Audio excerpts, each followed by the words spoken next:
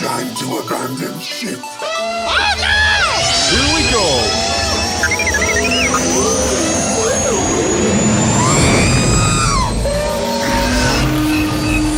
Can I persuade you to join us for a drink? It's a tradition. Here, here. Jar Jar, homie, my main man, quickly. Before the Separatists attack, get into the escape pod. Hey! This is escape, then we're the pod.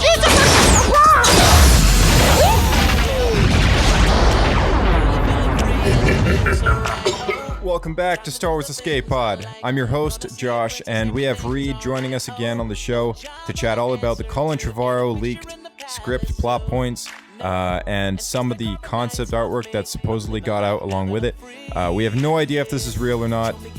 Thanks to a Reddit post, I managed to gather some of this information together, and we just go down and analyze the whole thing and chat about it, what we like, what we don't like, how it compares to the Rise of Skywalker, all that stuff.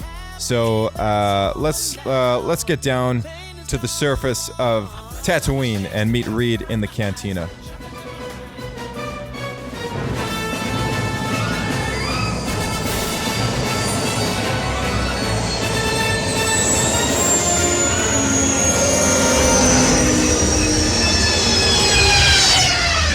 Another happy landing. All right, here we are. Welcome back, Reid. Thanks for having me back, buddy. Yeah, no, thanks for always coming back. We got some interesting stuff today, and you're already getting pretty steamed because you know what's coming. I already told you what it's about. Yeah, I mean, we'll see. We'll see what happens. Yeah. Let's see here. So we're gonna start with the opening crawl. Okay. Okay. All right. Now, what it says here. Now, keep in mind, this is Colin Trevorrow. Yeah. He was the guy behind Jurassic World, Yes. a movie that you love. Yeah. You think it's great? Both of them so far Yeah. are pretty good.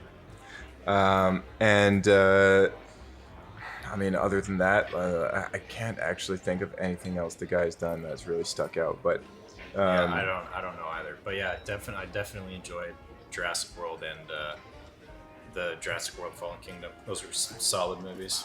yeah, yeah, totally. So he was supposed to write and direct this film, and about I want to say like just over a year ago or so now, maybe a year and a half, maybe even a little longer actually. Colin Trevorrow was. I don't want to say fired, but Railroaded? yeah, like I think Sidelined. there was creative differences is the term that they've constantly used in the the firing process of a lot of these creatives behind the films at Lucasfilm, and I don't know, I don't want to say any names, but the person running the show over there is probably responsible for the decision.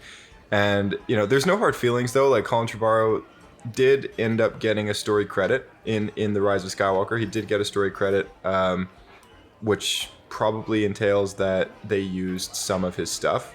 Yeah. Some of his plot, or some of his ideas, I guess. Expertise. Which is interesting because the writer of the co-writer of Rise of Skywalker said that we started from a clean slate. Yeah. So my assumption is that when they started from a clean slate, eventually they started gravitating back to Colin's stuff and saying, "Hey, that looks cool. Let's put that in the movie." Yeah. Apparently, all the Pisana stuff when they crashed and found the dagger and everything, it wasn't probably didn't have anything to do with the dagger at all. But that whole sequence of them going through the caves and then the speeder chase and everything was all supposed to be in the original Colin Trevorrow script. Oh, So, okay. The opening crawl. All right. The iron grip of the First Order has spread to the farthest reaches of the galaxy. Only a few scattered planets remain unoccupied. Traitorous acts are punishable by death. Determined to suffocate a growing unrest, Supreme Leader Kylo Ren has silenced all communication between neighboring systems. Led by General Leia Organa, the Resistance has planned a secret mission to prevent their annihilation and forge a path to freedom. The film opens up at the Kuat shipyards, which is a very familiar environment to Star Wars. A lot of ships are made there, and it's natural to think that the First Order has now taken over these shipyards since the days of the Empire. BB-8 and Rose Tico are infiltrating the Kuat moon, where the First Order is building their ships. There's an orbital ring and moon below it. Finn and Poe are there, but no R2-D2 or 3PO, and then Rey arrives. The plan is to send explosives to the power shaft that delivers raw ore into the ring. Plan goes wrong. First Order is able to contain the blast. Admiral Vaughn says resistance tactics are pitiful, and Rey is disguised as a Tusken Raider, is revealed to have created her own weapon, which is a double-bladed lightsaber hybrid of her staff and Luke's cracked lightsaber. Okay, so just by taking all of that, That's a lot. what do you think of that? What do you like and not like about this? I mean, I think it's cool that like they've they've just kind of like brought in a little bit more about the First Order, because really in the Rise of Skywalker, like what this scrawl like tried to be basically, they kind of just skipped over like the First Order for the most part throughout that whole movie. Like, they really didn't talk about the state of the rest of the galaxy too much, other than... That's a massive complaint I have, yeah. Yeah, there was just kind of like, oh yeah, Palpatine had this big announcement, which is like, okay, well, I mean, that's a can of worms on it. Which you have to play Fortnite to hear, mind you. Seriously? Mm-hmm. Yep. Oh, wow. Okay. I'm not even gonna dive into that one right now, but... But yeah, so at least they're talking about the galaxy and what's going on in it, like the Star Wars universe or whatever. So that's kind of a bit of a redeeming grace. My big beef with that so far is that pretty much right away, the phrase Rose is infiltrating somewhere makes me upset, because I hated that character so much from the last movie, and and the fact that Poe and Finn are just kind of like tag along mentions bothers me a lot, because I thought that was one of my problems with The Last Jedi, was just how much they wasted Poe and Finn. And I mean, in Rise of Skywalker, they didn't waste Poe and Finn, but their story, I think, was really lackluster, just because there was so much missing from it. Because in the whole second movie, any potential character building that they could have had for them was just utterly flushed down the toilet. Yeah. Because they basically decided both of them needed their own independent babysitters, and that any character progression that had taken place in The Force Awakens, the first of this like trilogy reboot or whatever you want to call it, they just flushed all of that down the toilet. So that's kind of annoying. I mean, other than that though, I mean, I don't really have any complaints. Like, what do you think of the double-bladed lightsaber? You prefer that to her just hanging on to the Skywalker saber and using that and fixing it? Well, I think that's just a whole nother plot gap on its own, because it's like, why is the lightsaber cracked? Well, Last Jedi.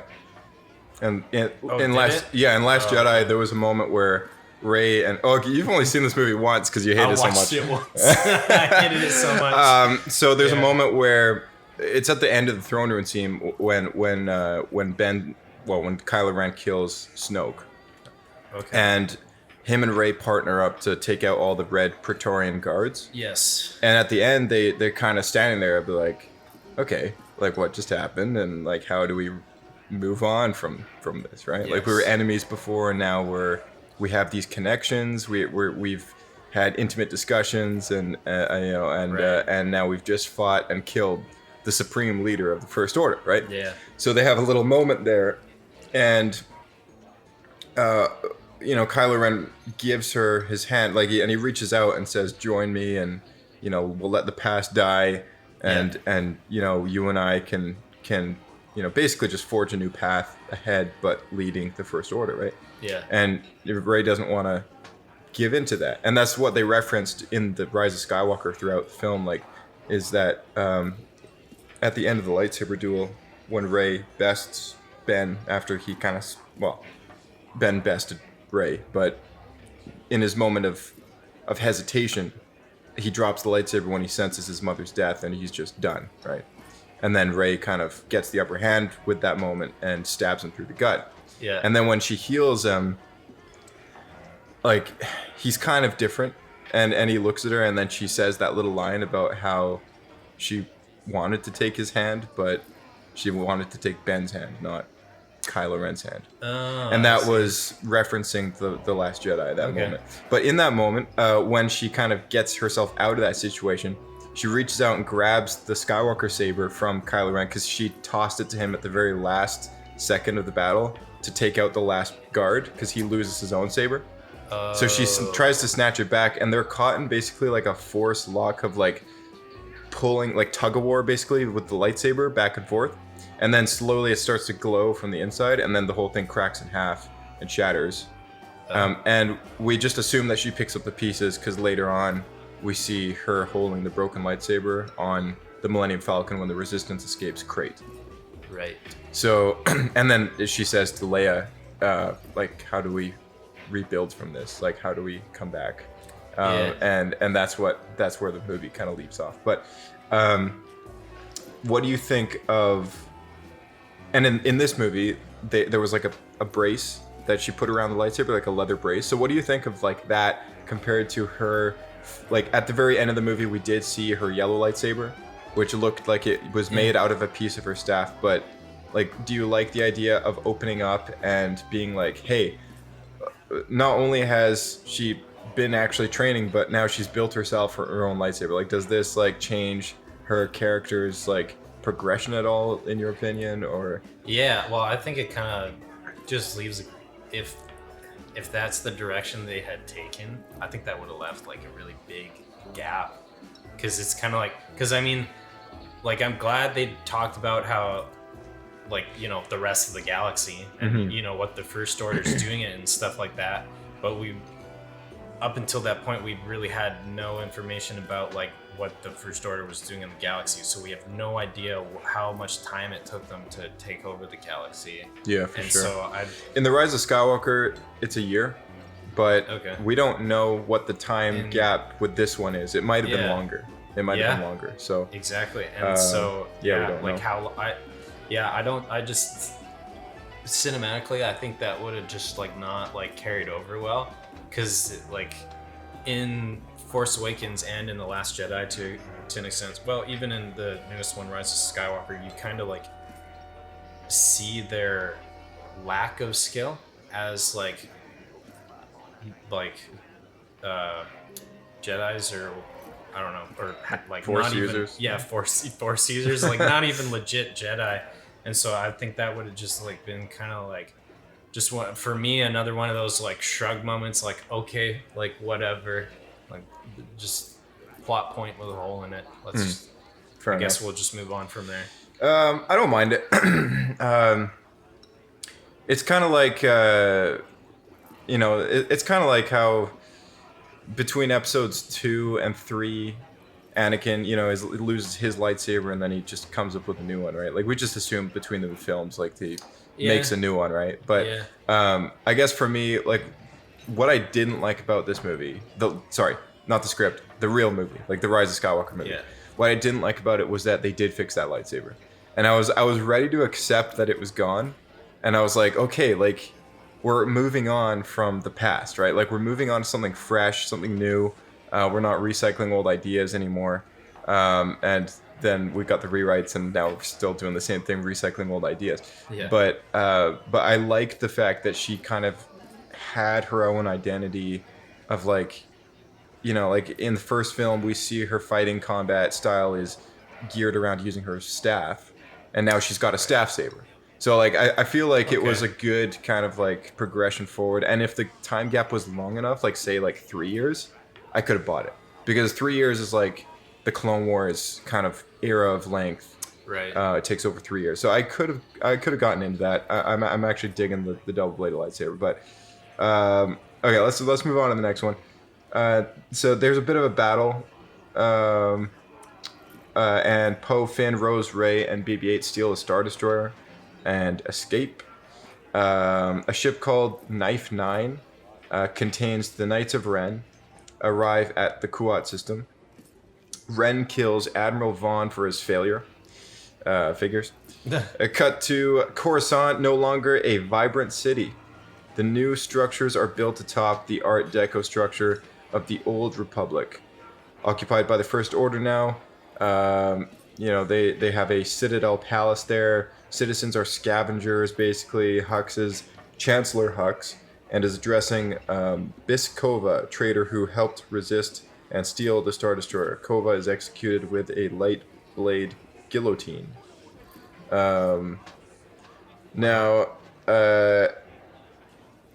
This is kind of interesting because they're bringing Coruscant back into the picture.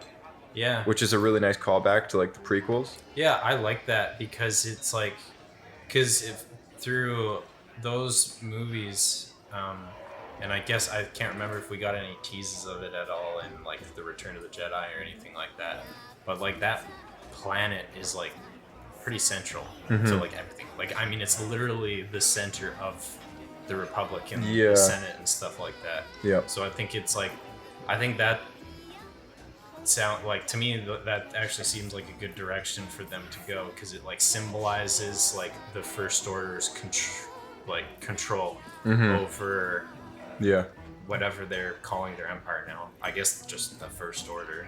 Yeah, for sure. I think it's cool to see them take because Coruscant is in the one of the core worlds, right? Yeah, so it's cool to see them kind of go after that planet and almost it's almost like a trophy to them. It's like, hey, we've won. Like, this is our planet now. These are our people now. And even though we're letting it become like a wretched hive of scum and villainy and scavengers, like the whole system is broken now at this point, right? And it's a true testament to kind of what has happened to like being the core planet of like what's happened across the last 60 years or more. Is like we see it in the beginning, this shiny, we see Qui-Gon and Obi-Wan and Anakin on the ship, like when they first approach Coruscant, and it's this amazing moment for Anakin, who's never seen such a place, and it's this glittery building with and throughout the nighttime there's so much nightlife, right? And it's like a thriving place. And after the Jedi Temple goes up in flames in the fall of the Jedi and everything else, the Empire comes into play, and we see the rise of the Galactic Empire and the Galactic Senate. And then by the time of A New Hope, like the Galactic Senate's been demolished, and now it's just an Emperor leading, and it's like, hey, and we never get kind of a visual depiction of like what the planet looks like during this time, but I can only imagine that there's no more senators anymore. The whole system is broken. The wealthy might be losing, might not have any wealth anymore because it's an empire. Like, the empire has completely changed everything. People who are being wealthy of profiteering off of like the war is no longer anymore. And it's just a different neighborhood, right? So I think by the time of the end of Return of the Jedi, we then see in the end scene there, the celebration of victory, we see the people tearing down the statues and kind of like revolting against what's left of the Empire on that planet. And so I can imagine there would be a bit of a battle that happened there, and maybe some like rioting and stuff, which could have like done some damage. And then just over the course of time, with no immediate government stepping into play, because as we've seen from The Mandalorian, the New Republic is kind of a joke at this point in time. Like 5 years after this whole thing went down, the New Republic is still looked upon as like it's just the next government, right? Like, it's a fart in the wind. Like, for a lot of people, demobilized like halfway through, like not even finishing mopping up the remnants of the Empire. Exactly. We don't need. They're gone enough. So it's not like they have the money to kind of start fixing planets, right? And, or there's no system in place yet, and the core world, from what we know from the Force Awakens is the New Republic thrives on another planet. Yeah, or their capital's on another planet. And it's the planet that Starkiller Base blows up, and I definitely know the name of this planet. Like it's like well, they don't even. I think so. In the movie, they don't even mention the name of the planet. They just call it like the whatever. Yeah, they blew up the New Republic. Yeah, that's what Finn says. They're like they destroyed the New Republic. And Hosnian Prime. That's the Hosnian system. They don't even say Hosnian Prime though. They say I think in the movie they say Hosnian System. Yeah. And that's as detailed as we get, which was so. Oh my goodness, this is ridiculous. But so at least they're going back to like actual tangible. Exactly. I mean, that's kind of been the lame thing about most of the. There's no political backstory at all to these movies. These new films. Or even like I'm not sure geographical is the right word because we're talking about entire planets, but world building is a good term exactly. to use. Yeah, there you go. There's no world building whatsoever in most of the recent movies since Force Awakens. It's just kind of like, boom, go to this place. Boom, go to this random place, and there's nothing like memorable to tie us to any of these places because they don't stay in any of these places. No. Either they get blown up or they just move on from them. Yeah, So exactly. and like it's just a waste of in the original trilogy. I mean, aside from the Death Star as being a familiar-ish location, it was a lot of kind of like chase and running and chasing, and we only see Hoth like in the beginning of episode 5 and whatever, but Dagobah and these planets only pop up like once through that trilogy, but through the prequels it was a constant thing of like we see Tatooine 3 times in that trilogy. We saw it in Phantom Menace, we saw it in Attack of the Clones, we saw it at the end of Revenge of the Sith. We see Naboo in all 3 of those movies as well, I believe. Yeah, more briefly each time, but yeah, exactly. In the third one, a little briefly at Padme's funeral, but solidly in the first 2 films. Yes. And we got Coruscant throughout the solid, all 3. Oh yeah. Very, but like that's just it. And even the worlds we only got glimpses at were just so new. Like the environments are just so cool, and like Felucia, for example, like this jungle world. Cool. It's a kind of location that you want to know more about just by looking at it. Yeah, exactly. And like when I see a place like Takodana, where Maz Kanata's castle is, it's that was really the most memorable that's place like out of all of them. Yeah, and it's like, man, it's just another forest planet. Like it looks hardly any different from I don't even know the name of it, of the new forest planet that they introduced in the Rise of Skywalker when they're hiding out on there. They're just hiding on it's some just another random forest planet. Yeah. They don't even show you anything. It's just we got a base here. Like at least like with Hoth, right? Like one of the more brief planets in the original trilogy. Like even though it they were there for not quite half the movie. I can't remember how long it took them to get out of there. Yeah. But even that, they still took you talked about the place. Yeah, and, yeah, took exactly. you around and you saw not obviously it was pretty much just snow, so there wasn't a lot to see.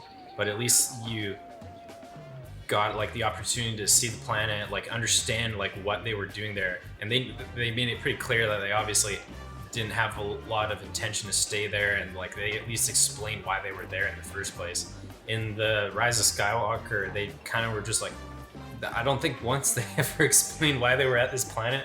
I mean, we never even got the information of how out of nowhere they rebuilt from a Millennium Falcon's worth of bruised and battered rebels to now I got a minor fleet that was bigger than they even had in Force Awakens. Yeah, for sure. Yeah. So it was. Oh wow, where did I leave off now?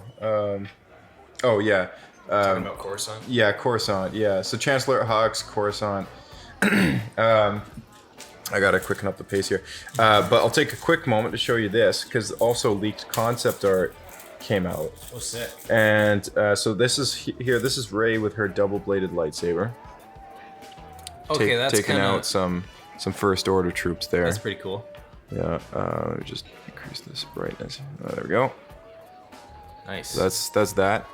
And then here is a leaked concept for Coruscant with some massive thing. Oh, that looks like the dreadnought almost, or maybe Yeah, it's some sort of giant maybe kind of it is a space structure. city. It's got some weird, Yeah, it's the one that they were talking about, the structure, and I mean that's a cool like big ominous thingamajig. I wonder if it's got planet-killing weapons on it. I know, right? That's the Just next planet to blow everything. up, Coruscant. And then what else was there? This is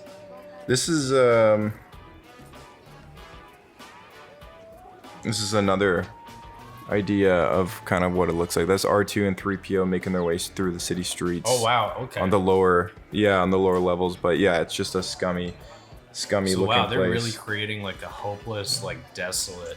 Yeah, they're really trying to give you the idea that this world is just so far gone, right?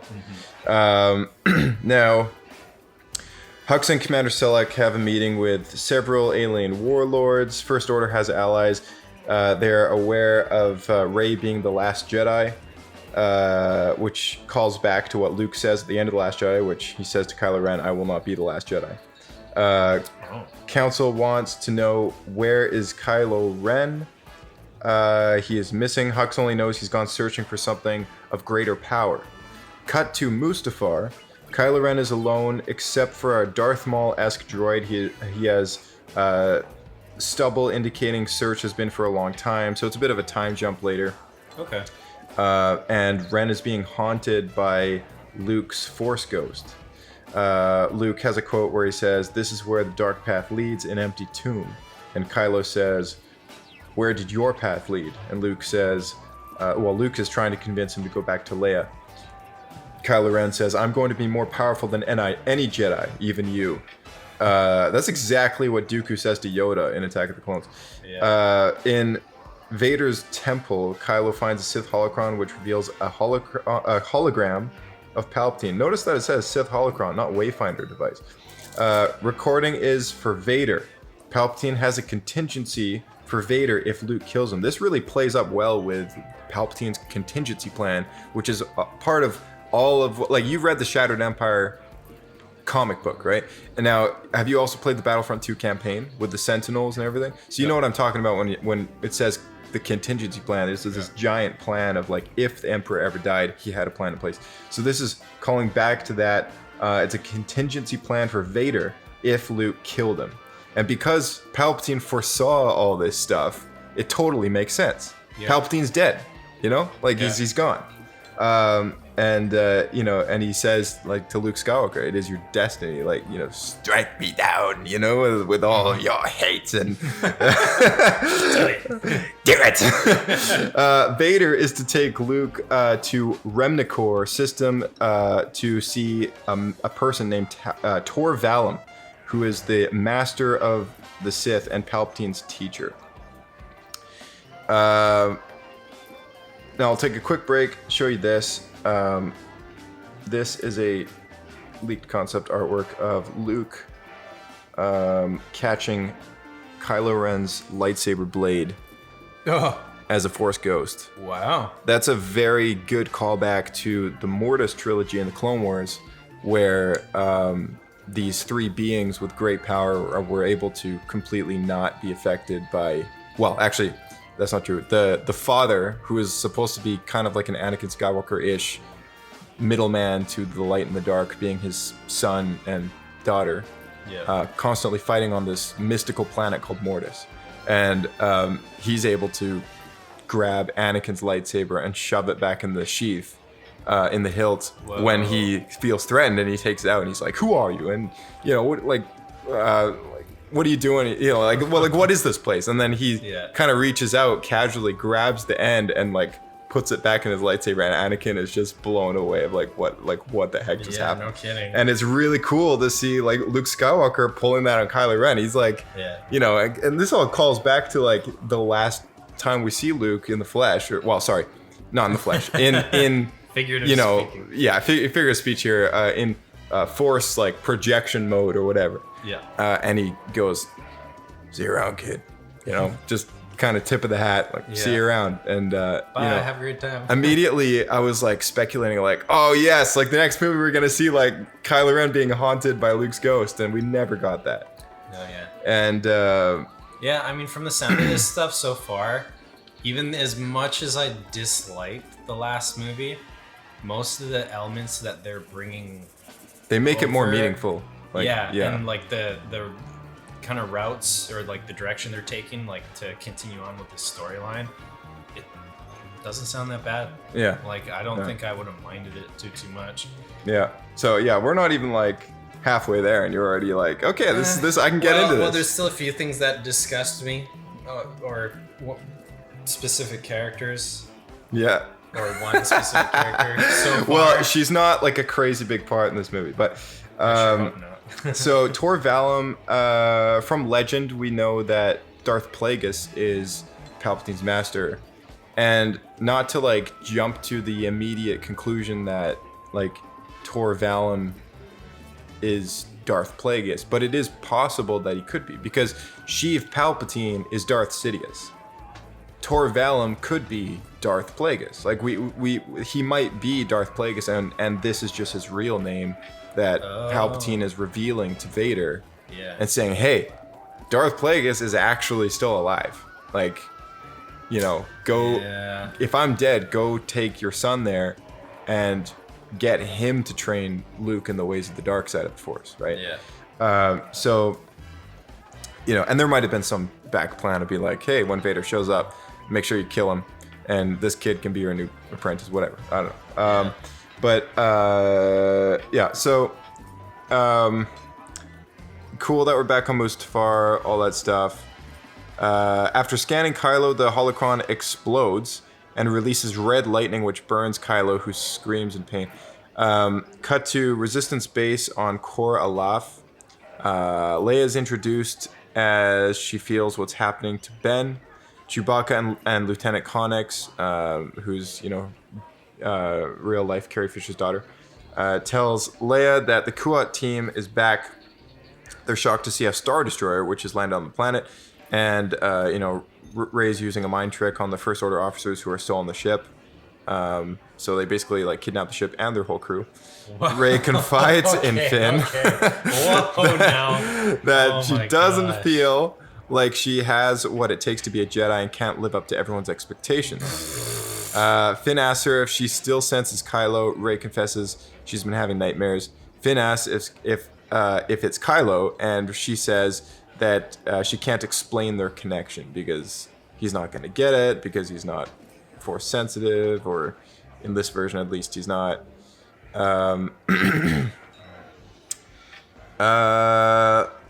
I've just lost myself here. Hold on a second. Finn says, "You have to shut him out. He can't change. It's too late." And Rey's basically convinced that it's never too late to change. You taught me that, Finn, because he's a stormtrooper. Resistance realizes that Star Destroyer still has most of its weapons, tanks, TIEs, etc., only missing pieces of an army to use it. Rey is searching the Jedi texts from Acto. Actu. How do you pronounce that? Acto? I don't know. I have no idea, dude. Acto. Oh, shoot. Oh, no. The page just closed. Did you lose? The page just closed. What the heck is going on here? I don't know. Yeah, I don't know how I feel about Okay, so what do you think of those ones so far? I think that just makes me mad, kind of. I think it's cool that they stole a Star Destroyer, and at first I was like initially skeptical, but almost willing to accept that a small group of them were able to Shanghai a Star Destroyer. I mean, I'm sure they could have hashed that out to whatever way to make it more plausible. But then the fact that they literally just like mic dropped that she just Force mind controls the entire crew, like, I'm okay. That's too much for me.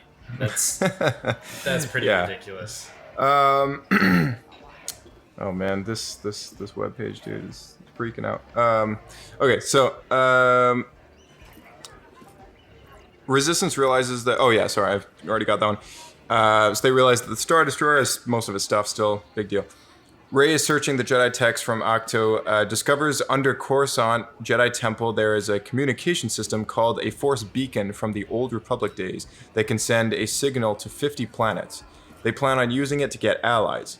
First Order can't stop it since it predates Imperial tech. Rey says, "Hope is all we have left." Very Jyn Erso-ish. Force Ghost Luke appears to Rey, who trains. Luke is pushing Rey to be stronger in the Force while he's pushing Kylo to let Ben out. Kylo makes it back to Coruscant. Face is damaged. Mandalorian armor has smelted and been applied to his face. Confronts Hux and belittles him, saying he doesn't need titles like Chancellor, right? Okay, so that's a lot. Yeah, wow. So Rey searching the books in Act 2. We got a little of this in the JJ version where she finds a little information on the Wayfinder device. But I think it's the Wayfinder device, or maybe it's a little information about Exegol, I forget. But whatever the case is, this seems to kind of make... Not only does it reference the Old Republic, which is awesome, Yeah. but it kind of makes sense. Like this is making sense to me. Old tech that's a little more analog than like the new frequencies that the current HoloNet relies on, whatever. Yeah, sure. And I love how Luke is a primary character in this film. Like, I felt like he had a cameo. Again, I don't know what it is with JJ not putting Luke Skywalker in Star Wars, but in both JJ Abrams films, we've had Luke for no longer than like a minute. And it's like, man, friggin' Han Solo had like substantially more screen time than Luke did. And Harrison Ford didn't even want to be in any of those movies. Dude, if there's anything I gotta say right now, it's props to Ryan Johnston. Like, making a movie with Luke Skywalker. It's I mean, if there's anything like that you like about that movie, it must be the fact that we actually have him as a character in there. Yeah. Whether you agree with his portrayal or not. Well, I think I like it like way more because I mean so in Rise of Skywalker, Luke shows up once. Yeah. And that's it. Same with Force Awakens. He's just a mopey, depressed looking guy at the very end. Yeah, Force Awakens basically just cameos at the end as Mr. Pouty Puss on some island. Yeah. And then half of the Last Jedi movie, he's still like Pouty Puss on this island where he drinks freaking like, I don't know, whatever weird derpy alien milk and pouts some more. Milking off of the beach dwellers. Yeah, like whatever nonsense that is. And then they just kind of like threw him out at the end of the... I mean, he had the fantastic toe-to-toe with Kylo Ren, and then they just kind of threw him under the bus. They were like, oh yeah, by the way, he's dead.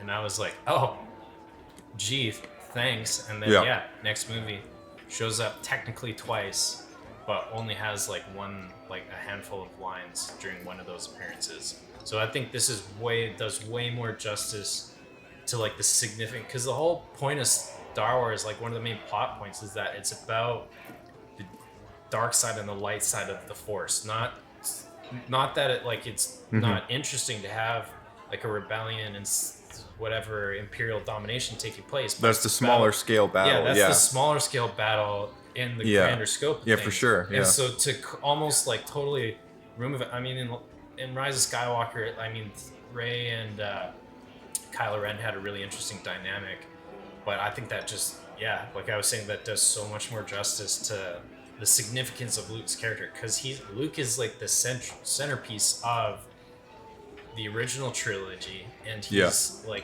his heritage is he's arguably the face and the crown of Star Wars, other than Vader and Anakin, right? Like, exactly. Other than that character, it's his family and his heritage and stuff. It's his family, his heritage. Yeah, and for sure. Yeah, I think that's a really great. Well, obviously that didn't. So you like this part of the movie? Is that he's showing up a lot more? This figures of yeah, for sure. The movie that we still don't know whether or not is real or not. The movie we deserve. The movie we didn't get. The movie we didn't get, but the one we deserved. So. The next thing is, and because Kylo's face was damaged from this holocron, which blew up when it realized it wasn't Vader, it damages his face, and he gets Mandalorian armor smelted onto his face, I guess. Yeah. So this is kind of like. I think it's a kind of a abstract way. I think it's really cool, and like I'm not sure if abstract is the right word way to do like character development for him, because they've kind of so if that was the final movie in this final trilogy or whatever to the saga, each movie he's kind of became like more and more mutilated, if that makes sense. Yeah, for sure. Yeah, he's the first constantly one he gets getting cut worse. up at the end of Force Awakens. The second one I can't remember. I feel like he gets roughed up pretty good in that one too, and so this definitely would have been a good like way to progress that to the next level, right? Because I mean it's the same thing with Vader, because he wants to become Vader. Well, yeah, especially with his obsession with this mask, right? Like he's constantly putting on the mask because he wants to be like Vader, right? Yeah. And Anakin was burned to a crisp and had to be on life support, right? And now like his, it's almost like he brought this upon himself, right? Like he's tried so hard to be like that that now it's happened. That it is like and now his story arc truly has come to completion, because he's been wanting to be this monster this whole time, and now he's got metal smelted on his face to prevent. He's more machine than man. Yeah, he's getting like what he wanted. He's getting what he wanted, I think it's like such a great way of almost bringing that Kylo Ren character to a completion state, exactly. Like now, not only is he the supreme leader, which he was in Rise of Skywalker as well, but like not only is he supreme leader in this one, and Kylo Ren is now he's Kylo Ren, like he's he's worse than wearing a mask. He's like, now his face is the mask, right? Like he is literally like physically embodying the monster that he wanted to portray by wearing the helmet, and now it's part of his face. It's part of his identity.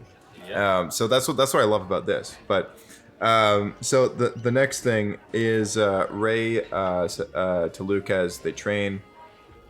Balance. The dark suffocates the light. Light extinguishes the dark over and over and over again. How is that balance in the Force? And Luke says, I know that anger. My father had it too. And Rey says, so says my master and his master before him. 1,000 masters so eager to tell us how to live.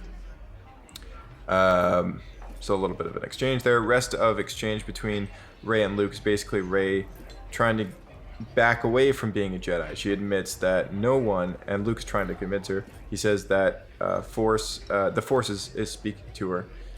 It feels like Rey is really trying to deny her path as a Jedi, because I don't know. I guess she like it said earlier that she doesn't think she can live up to everyone's expectations, and I think like the idea of being a Jedi in her head is just this grand thing, right? Like this massive undertaking, and even though it's a hard life, it's still, that's a lot of responsibility. It's a lot of pressure. To be the last one. Jedi she's out the last of one. however many like millennia of Jedi that there's been, and everything is resting on her shoulders. Yeah. And how she literally went from nothing but dirt and sand to. And it feels like she doesn't want to take part in this endless cycle of like light, dark, light, dark, light, dark. Yeah. Like she's torn because, she's basically saying like, where is the balance in all of this? Like where do I fit into this story? Like she's still questioning her whole like path, right?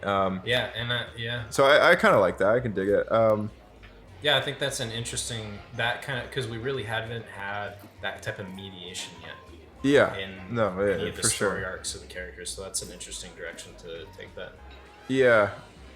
And back to Kylo. He and Hux continue to snipe at each other. Kylo says he's leaving again, but not before Hux, not before telling Hux that the power he discovered will make destroying planets insignificant. Finally. Kylo's last order to Hux is to find the Resistance, wipe them out, and leave the girl to me. That's his last order. Oh. Team A. So the movie kind of splits up two teams now. Team A, Rose, Finn, R2, and 3PO. So Rose and Finn get the two classic droids. Going to Coruscant to light the beacon. Okay. Team B, Rey, Poe, and Chewbacca are going to a planet to find someone to help Rey figure out what she needs to do. And Kylo is going to the Sith planet Remnicor. Before he leaves Coruscant, he takes Vader's mask and says he understands Vader now. Kylo has a quote here, "You allowed love to cloud your judgment," and he throws Vader's mask off a balcony and it shatters. So he's basically not only trying to complete what Vader started, like he's embracing what he said in The Force Awakens by saying like, "I will finish what you started," right? Like he is fully embracing the path of being like him, but even better. He wants to be better than Darth Vader. Yeah. Like, and we know this. Like, we know that he wants to try and prove himself. And this was actually revealed in one of the recent comics where he's trying to best his own grandfather at what he's been doing this whole life by taking out this giant monster or whatever. Yeah, like I love how he recognized, like he knows what happened to Anakin Skywalker. He knows that what happened to Darth Vader, and he's saying to this mask, he's like, you know, you let love cloud your judgment, and he's talking about his redemption from Luke Skywalker. Yeah, Luke has always been the redeeming, like Luke is the sole purpose that Vader's redeemed. Yeah. Right. Yeah. And he's talking about that love for his son that clouded his judgment, and in the end, brought Vader's downfall. But he doesn't recognize his redemption as the admirable part of that. He almost looks down on that, and so he throws this mask away, and he's like, you know, he's basically saying, "Oh, I'm gonna be better than this. I don't want love in my life." Yeah, he's the typical Sith.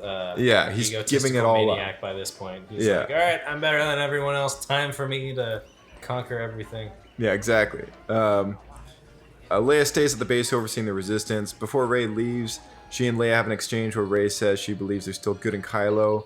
Leia is skeptical. Figures, you know.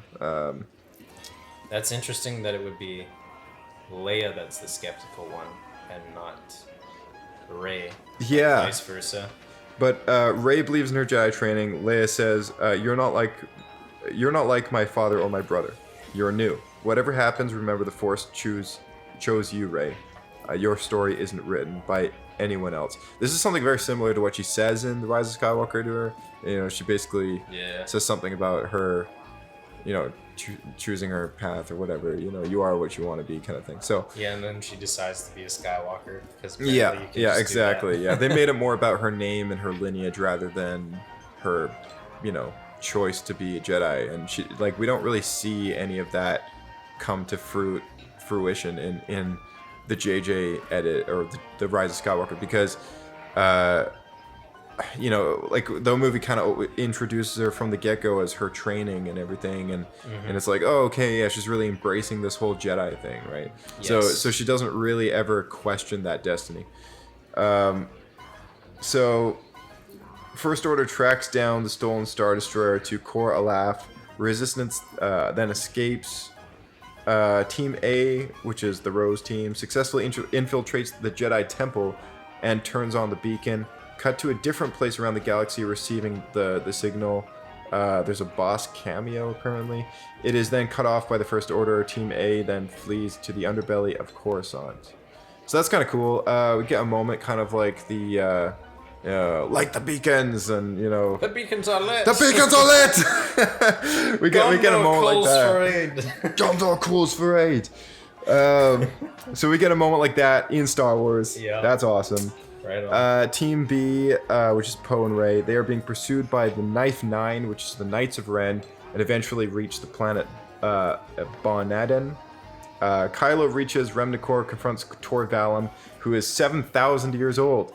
Alien of unknown origin, spindly, intense, sinewy, muscly, very Lovecraftian. I don't know what that's supposed to mean. Kylo begins training with Valum, ode to ESB. There's a bit of a Empire Strikes Back cave scene where Kylo fights Vader, and the fight is brutal, and Kylo loses. So I have concept art about this one too. So here is, where is it here?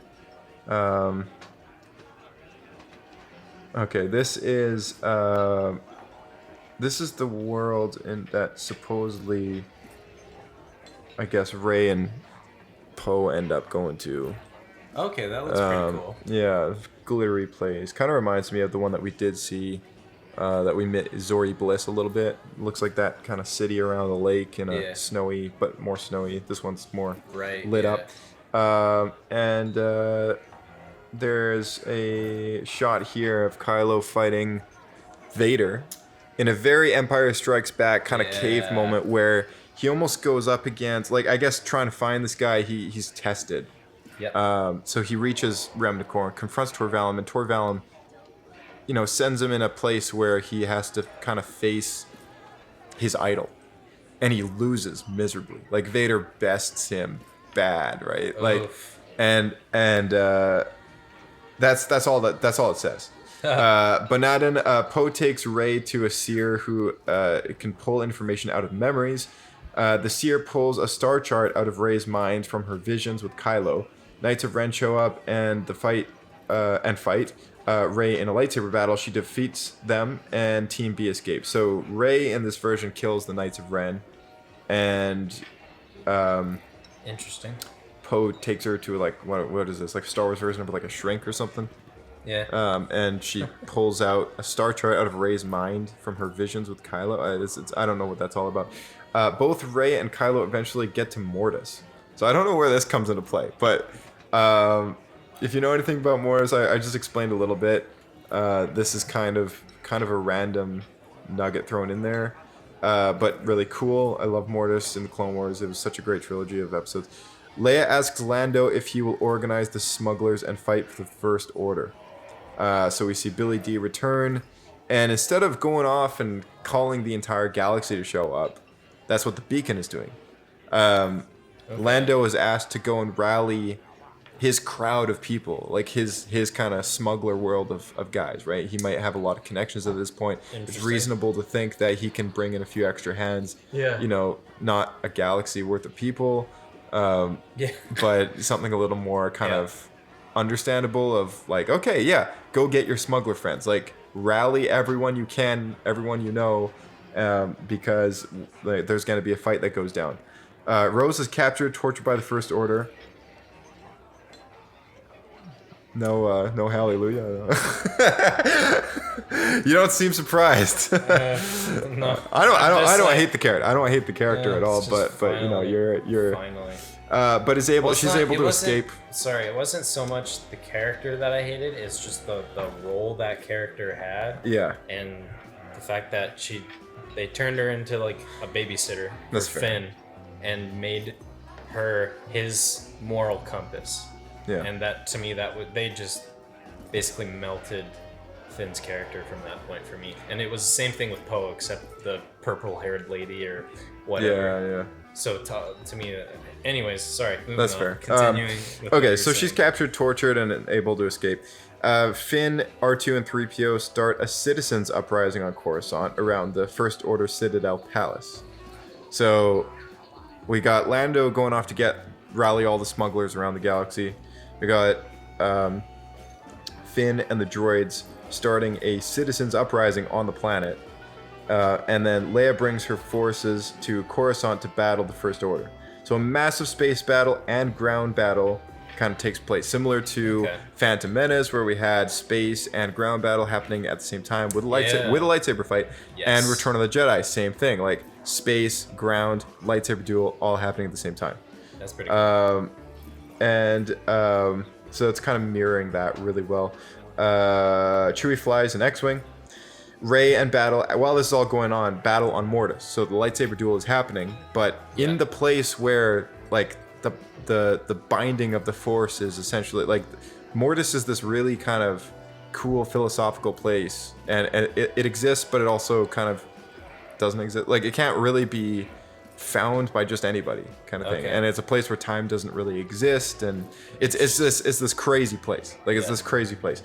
But Rey and Rey and Kylo are both there, battling it out, using Force energy that they can pull from each other.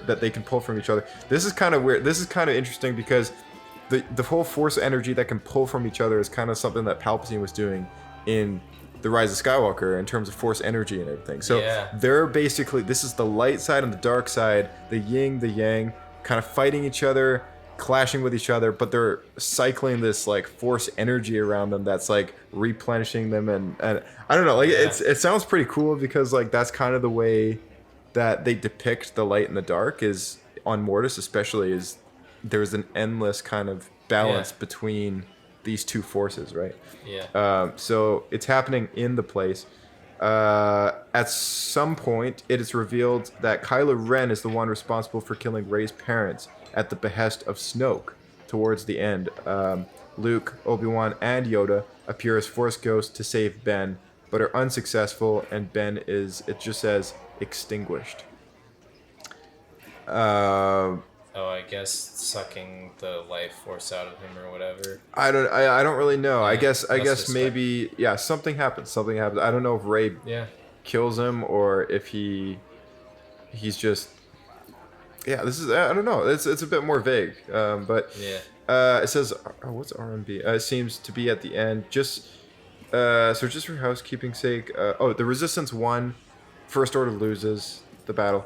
One final detail is that Han Solo did appear in the script and does confront Kylo at some point. So, wow. So no Anakin Skywalker at all through that whole thing. But the last kind of section of these notes are very kind of like glossed over. They're more summarized and But let's just get to the rest of the concept art here really quickly. Sure. So this is some of the stuff some of the citizen uprising. They're repurposing old Imperial weapons from the Star Destroyer. Oh, right on. Which is cool. Repainted and everything. All these random guns pointing off of it. That's part of them there, all gathering on Coruscant, ready to face the First Order, who are piloting these massive kind of walkers, kind of similar to what we've seen in The Last Jedi, but even bigger figures. There's Finn leading on the ground battle, I guess. On Coruscant. Saw that already. Saw that. Okay, Leia talking to BB-8 in a very A New Hope-ish costume. I actually really love this image right here. It's super cool. Yeah. I wish it was R2 in there, but you know. But like this generation. Look at that, like with the gray hair and everything. Like that looks cool. Beautiful right there. Like I love that. Scene. I love that. That's so cool. Would have been a good moment. We also got at some point it's kind of mentioned that General Hux offs himself when they lose the battle, and it turns out he's got like a lightsaber collection going on. Apparently he uses Mace Windu's fallen lightsaber to do it. So he stabs himself through the chest and has a samurai or Japanese warrior style outing. Self-suicide. Rey and Kylo Ren battling it out. Good look at his new kind of mask would have face. Been cool if she did have a like double-ended lightsaber throughout the movie, because that would have just kind of been a cool contrast to his like lightsaber and stuff. Yeah, just something more creative. Because we hadn't seen one really that much, or like a key one since Darth Maul. Yeah, exactly. There's Luke training Rey. We got a little emotional moment of 3PO hugging the empty droid of R2-D2 who's been shot. At some point, it's revealed that this is just what I heard, that he would be repaired by the end of the film and he would come back. And that's all the leaked concept art. That's all the leaked script plot points. That again, those things were found on Reddit. Okay. So what do you think of all this? What do you make of this? Like, because I'm kind of torn. The Tor Valen thing, I think, was the one that bothered me the most. Like, I love the fact that there's like this mystical kind of Sith being out there, kind of like hiding away, but at the same time, I'm like, okay, if Palpatine's been the one behind the scenes this whole time, why has he let this other guy live so long? Like, and if it's true that he killed like Plagueis in his sleep, like, who's this Tor Valen guy? Like why is he a thing? Like, why is he out there? I don't know. it's kind of a useless character to have. Like I don't really know what it benefits. To me, it's like it's cool, but it's also not cool. You know, it's like it's the same. Well, it's just like obviously it's not quite the same as like Palpatine coming back in Rise of Skywalker, but it's just you're just kind of like like okay, I guess. Like, yeah, right, it's whatever. like okay, whatever. It's almost like Maz Kanata being like as old as Yoda kind of thing, and it's like just kind of random really, throw it out there, just like yeah. no real justification for it. Yeah, or like exactly. That. Like this guy Torvalin's been around 7,000 years. That's longer like than enormous plot holes. Yeah, like that's longer than the Age of Peace. That's like this goes back to like pre-Old Republic. Like we're talking like beginning of like the Jedi Order kind of thing, if not before that. So like it's a little odd to me that I don't know. Maybe 7,000 years is like just a, and again we have no idea if this is real or not. This could be all BS for all we know, but like 7,000 years old Sith guy. Not a huge fan, gotta say. Like, I think I would have preferred a slightly different take on that part of the story. But seeing as it's such a minor part of the story, and it's only where Kylo Ren fights the image of Darth Vader and loses, that he, I guess... Yeah, at least it's not like Palpatine, where like Palpatine is like literally the center of everything. Again. Out of nowhere. Out of nowhere, again. So, yeah, like, I much prefer that, Palpatine's dead, stays that way, and this is part of his contingency plan. I love the fact that that there's a callback to the contingency plan. Yes. I'm less fond of this character, but I like the fact that, like, this is easily something they could have changed and made something a little different. If they just made it Darth Plagueis and be and in the message maybe have it revealed that, say, like, shortly before my death, like I realized that my old master had come back or something like that. And this is the guy who we know has been playing around with like life creation and like self-preservation and everything. Like it's a little more believable. Yeah, definitely. But that's it's a minor thing to dislike. I love the lightsaber. I love like the dark tone that this movie has of like this Captain Phasma guillotine thing. And that's another thing. Captain Phasma, it didn't really mention too much about her at all, other than the fact that she was executing people. But at least I like. It's interesting to see that like this is an early enough draft that this was written prior to the release of Episode 8, because they killed off Captain Phasma in Episode 8. Finn destroys her. Unless she has another like, oh no, she's dead but not, and then she comes back again, right? Like how they did it in The Force Awakens. Yeah. Where she dies and then she just comes back in the next movie and it's like she's not actually dead. Like we're made to believe that she died but she's not, right? So sort of, yeah. Yeah, unless they pull one of those again, which would be really annoying. I don't know why she's in here unless Colin Trevorrow didn't know that Rian Johnson was gonna like kill her off in the movie. So that's possible, I guess. Yeah, interesting. Yeah. I don't know. Like, do you have any other thoughts or? Not really. I think it would have made for. I think I would have liked, as much as I hated The Last Jedi. Mm-hmm. I think it would have made for a better like continuous trilogy. Yeah. By far. I mean, not that Last Jedi did any justice whatsoever to continuation from Force Awakens. It builds on all the Force stuff, which is nice. It did. That was like the redeeming factor of it, but it kind of like dumped a lot of the other stuff to the side. But yeah, I mean, I think it would have. I don't know. Do you think it would have been better than Rise of Skywalker? I honestly can say yes. I think I would have if they.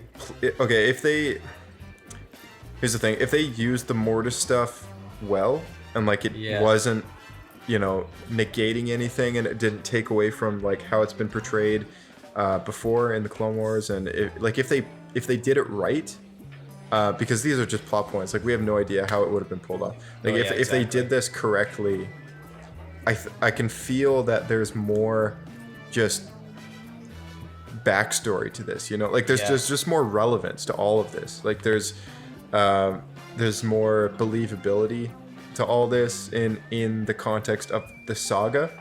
And I think it's like, it seems like it's, well, obviously it's hard to tell, but I think it's cool because it seems much more tangible than kind of what we got in Rise of Skywalker, where we're almost just like skipping around with the main characters who are off doing whatever it is they're doing. Yeah. If that kind of makes sense. Now, do you like? Because I know some people are actually, surprisingly enough, like torn about it. But do you like the redemption of Ben Solo? In the Rise of Skywalker. Yeah. I mean, I really like that part of the movie. Yeah.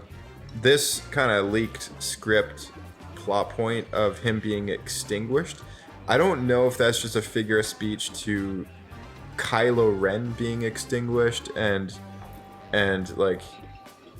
There's so much license there for doing whatever they want. It's pretty vague. Yeah, it's super vague. I mean, and that's kind of to be expected, I guess, considering we're reading like leaked potential plot points and stuff like that. So yeah, I was totally fine in Rise of Skywalker. I thought the end was a little bit cheesy there with like him and Rey having this like kind of sad Romeo Juliet moment. I was just kind of like, really, like one gives his life for the other and then the other to like I was just kind of like, what, okay, whatever. I just felt that was really unoriginal, but other than that, I liked it. I liked their Force dyad thing that they had going on and how that tied into that's a very Last Jedi thing. Everything. Yeah. I think that's the one thing that's been left out of this script, or this kind of plot point script, is that it doesn't seem as if it's as well utilized. Yeah. And that's something that I give Rise of Skywalker a lot of credit for, is that they really justified the whole Force bond that Rian Johnson introduced in that movie with how they could teleport to each other kind of thing through the Force. And so that was something I really liked, and I like how they followed up on that in the JJ one. But that being said, out of the few things I liked in the Rise of Skywalker, I think the idea behind this other version would have fit a lot better within the context of the trilogy and within the context of the saga as well. The only thing I hope that it's mistakenly being missed is that Anakin Skywalker is not showing up in this at all. So I don't know what's up with that. I think he should have been a Force ghost that shows up at the end along with Obi-Wan and Yoda and Luke. I think he's the easy choice for a fourth person to show up in that mix. Yeah. Especially seeing that this is, that's his son as a Force ghost. That's his master as a Force ghost. This is his grandson as one of the duelers here. I think he should have shown up in that as well. But again, we'll never know. This is a movie that like we'll always think to ourselves, I wonder what'll happen what if could have been. Yeah. What could have been. So yeah, I think the art of the Rise of Skywalker book comes out in March, and it'll be really interesting to see if that book reveals any true concept art of that original script. Might even confirm a lot of these, because I know a lot of these like leaked concept arts, they could be fake, and they might not be fake. Yeah. But it's possible that they could be real, and if they are real, they very well could be in that book, because in the Art of the Force Awakens, we did get original concepts for the George Lucas treatments of the sequel trilogy, which then never came to be. And those artworks are really interesting because they depict the original characters that Luke would have been training, like Kira and Sam is their names. And it's super cool, and we'll have to go over that another time. But keep an eye out for that book. We'll take a look through it once it's out. Maybe take some scans and bring up the subject another time, so that's cool. If there's anything that I'm gonna ask you just before we wrap up, is there anything Star Wars that you're looking forward to this year? Clone Wars comes out in February. You've never watched Clone Wars, right? What are you looking forward to this year? Is there anything Star Wars looking forward to this year? Is the Obi-Wan one coming out? No. Oh yeah. Oh my goodness. Okay. So news recently is that it's been put on hold. Okay. Yeah, but Mandalorian season 2 is Still in on fall. track. Is in fall. Yeah. Okay, I'm looking forward to that then. Yeah. I guess they really don't have any movies. in the No, work not right really. now, do they? Yeah. Yeah. So, Yeah. I guess Mandalorian is really the only thing I have to look forward to, I guess, because no movie's coming out as far as we know. There's nothing game-wise that's really happening because, I finished The Last Jedi. I don't suspect there's really going to be any... It doesn't seem like there's any DLC in the pipeline at the moment. They haven't made any trailers for it. Doesn't seem like there's any kind of...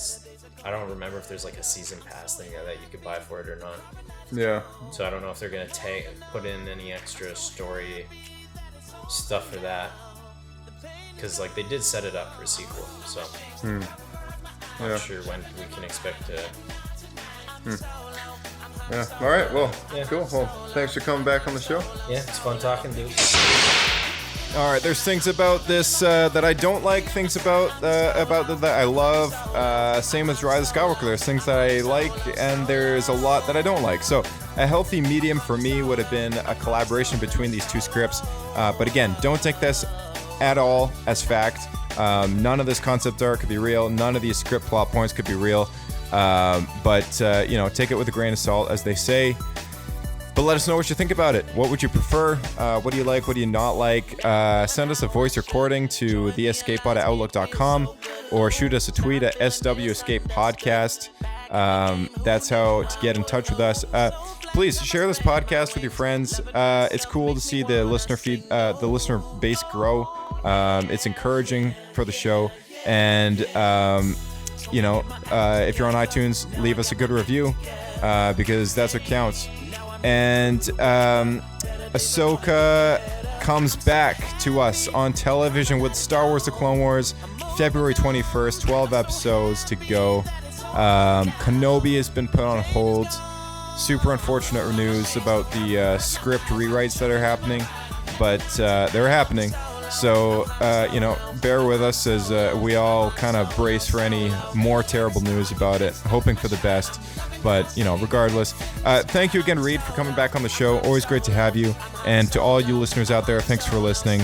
Other than that, we will see you all next week for another episode of Star Wars Escape Pod. Thanks again. May the Force be with you.